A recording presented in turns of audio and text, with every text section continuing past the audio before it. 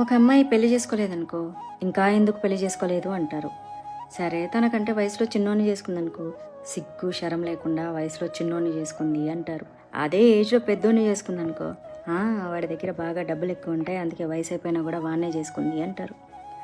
సరే ఇప్పుడు అబ్బాయిల జీవితంలో కూడా జరుగుతుంటుంది. ఆడికి పెళ్ళాంకి విడాకులు ఇచ్చేసి ఉంటాడు, ఖచ్చితంగా దాందే తప్ప ఏంటిది, ఈయన బాగా బాధ పెట్టింటుంది అంటారు.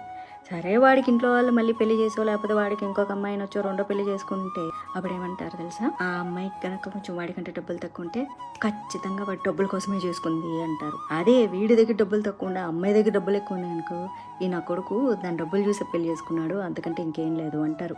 అదే గనక అందంగా లేనోని చూసి చేసుకుంటే, దీని మొహానికి ఇంకెవడు దొరుకుతాడు ఇప్పుడు, అందుకే చూడు బిచ్చపొని చేసుకుంది అంటారు. లేదా బాగా అందంగా ఉన్నోని చూస్తే, వీడు అందంగా ఉన్నాడని కులుకులు చూపించేసి పడేసి పెళ్లి చేసుకుంది అంటారు. ఇప్పుడు ఏం చేసినా సరే ఎందుకే చేసుకుందని మీ అందరూ డిసైడ్ చేస్తే, కాపురం చేసేది వాళ్ళు, అండర్స్టాండింగ్లో ఉన్నది వాళ్ళు, వాళ్ళల్లో ఒకరికొకళ్ళ మధ్యలో ఏం నచ్చావు నువ్వు వెళ్ళి చూస్తున్నావా?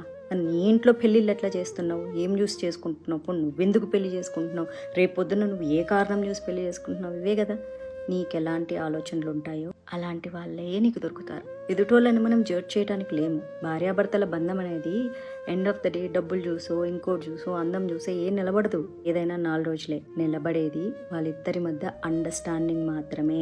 అండర్స్టాండింగ్ లేకపోతే భూమి మీద డబ్బు కాదు కదా, అందం కాదు కదా, బొచ్చులోది కూడా నిలబెట్టలేదు. ఆ అండర్స్టాండింగ్ ఇద్దరి మధ్య ఉంటేనే ఏదైనా కలకాలం నిలబెట్టగలుగుతుంది. ఇద్దరు వ్యక్తులు పెళ్లి వరకు వెళ్ళారంటే ఏదో 100 పెళ్లిళ్లలో ఒక 10 మంది డబ్బు కోసం చేసుకుని ఉండొచ్చేమో. వీళ్ళందరూ అందుకోసం చేసుకుంటే మరి మీరు కట్నాలు తీసుకొని పెళ్లి చేసుకుంటున్నారు, మరి మీ డబ్బు కోసం చేసుకున్నట్లు కదా.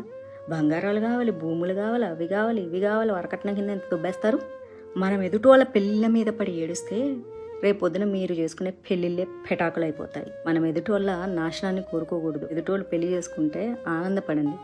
వాళ్ళు ఏ కారణాలతో చేసుకుంటారు, భగవంతుడు నిర్ణయిస్తాడు పెళ్ళి ఎప్పుడు ఎవరితో జరగాలని. ప్రాణానికి ప్రాణంగా ప్రేమించుకొని పెళ్లి చేసుకుందామని చేసుకోలేక సూసైడ్లు చేసుకునేటోళ్ళు చాలామంది ఉన్నారు. ఎందుకంటే భగవంతుడు కళ్యాణం అనేది రాయకపోతే జరగదు. ఓ ఇద్దరు పెళ్లి చేసుకుంటున్నారంటే అప్పుడెప్పుడో నిర్ణయించబడి ఉంటుంది, వాళ్ళకి పెళ్ళి అవుతుంది, అంతే, అంతకంటే ఏమీ ఉండదు. కాబట్టి మీ జీవితాలు మీరు చూసుకోండి. వీలైతే 4 మంచి మాటలు చెప్పండి, లేదనుకో కర్మ విల్ బీ బ్యాక్. మీరేం కోరుకుంటారో అది వాళ్ళ జీవితంలో కంటే మీ జీవితంలోనే జరుగుద్ది. Be careful.